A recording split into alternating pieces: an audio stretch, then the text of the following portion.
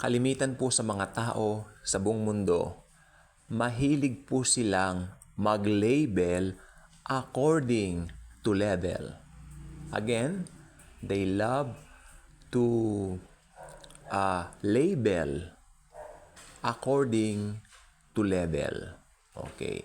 Yung label, L-A-B-E-L, ito yung parang pagkakakilanlan. Ano? Like for example, ganito. Kung ikaw ay sikat na tao, pumunta ka sa isang restaurant, okay, may mga tao diyan na maski kumakain, tatayo para magpa-picture sa'yo. Diba? Kasi sikat ka. So, ang label mo, ayon sa mundong ito, ikaw ay popular, famous.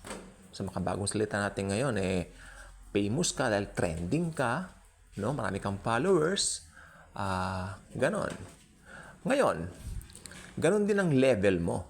According dito sa mga taong nagpapapicture sa'yo, meron kang level na kung saan nile-level ka nila na mataas.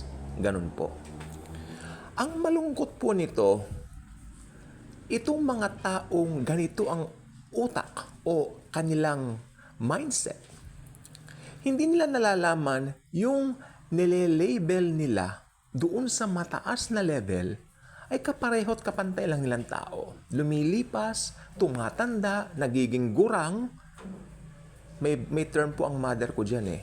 Sabi niya, maganda ngayon, pagtanda, bruhitic beauty. Parang bruha daw pagtanda. Which is true. Lalo pag wala sa Panginoong Hesus, bruhitic. Diba? Pero pag na kay Jesus ka, ito ang gusto kong sabihin sa'yo.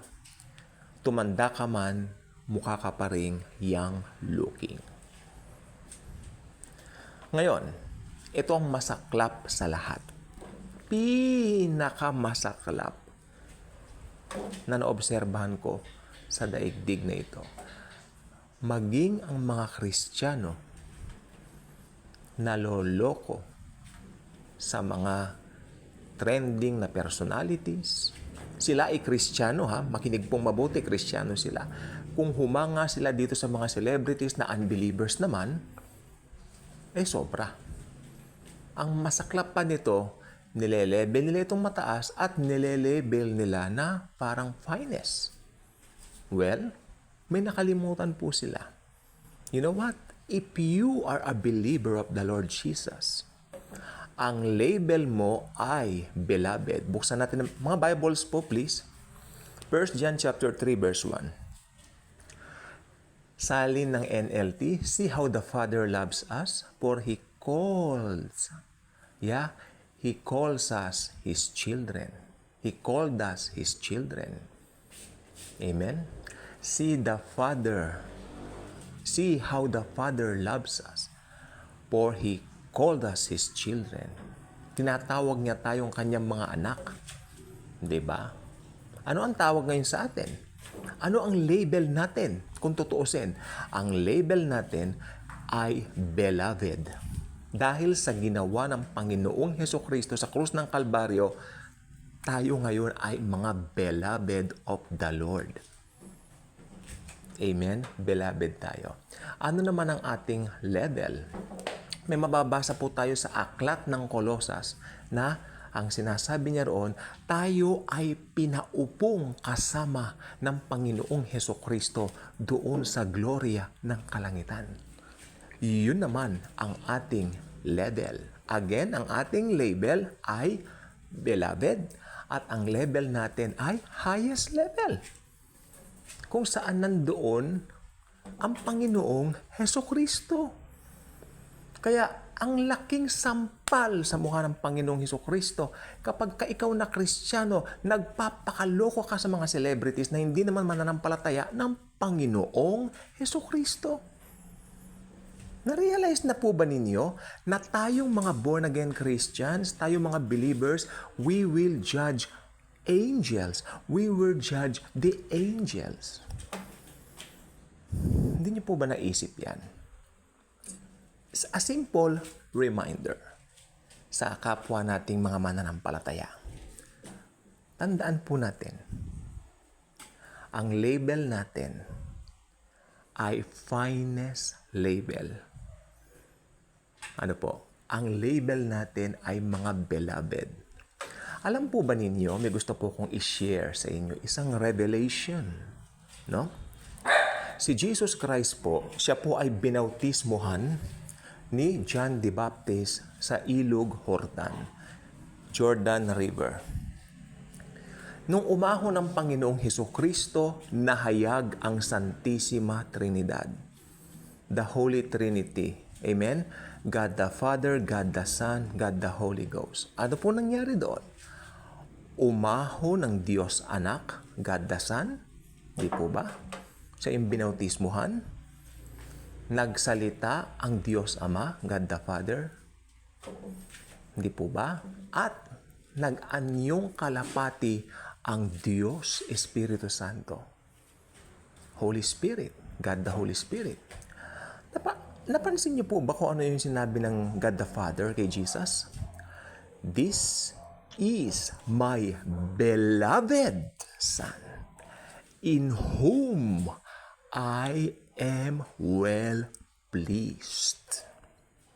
Again, this is my beloved Son, in whom I am well pleased. After that, si Jesus, pagkatapos niyang bautismuhan, umakyat po siya sa ilang. 40 days and 40 nights nag-ayuno ang Panginoong Hesukristo. Maski siya po ang God of Gods, nag-ayuno siya para bigyan ng katuparan yung kanyang mga gagawin bilang tagapagligtas ng buong sanlibutan. Amen. Nag-ayuno siya. Savior of the world siya di ba? Nagpakita si Taning doon ng ilang beses sa kanya. Alam niyo po bang ang banat ni Taning sa kanya, ni Satanas? If you are the Son of God, pwede mong gawing tinapay, iring mga batong ito. These stones you can make bread if you are the Son of God. Ano yung sabi ni Taning? If you are the Son of God, gagawin mong tinapay itong mga stones na ito. Pero ano yung sabi ng Diyos Ama sa Panginoong Hesukristo doon sa Ilog Jordan, doon sa Jordan River, nung binautismohan siya, umahon siya. This is my beloved Son, in whom I am well pleased. Pero anong sabi ni Taning?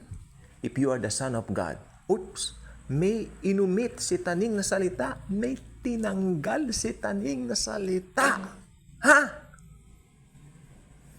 Ano yung tinanggal ni Satanas nang mangusap siya sa Panginoong Hesukristo sa ilang? Ito po ang term na beloved. Amen? Amen. Ganyan din ang ginagawa ni Satanas sa ating mga born-again Christians, sa ating mga believers. Pag may mga pinagdadaanan tayo, gustong takpan ni Satanas ang ating mga mata. Ayaw niyang makita natin na tayo ay mga beloved.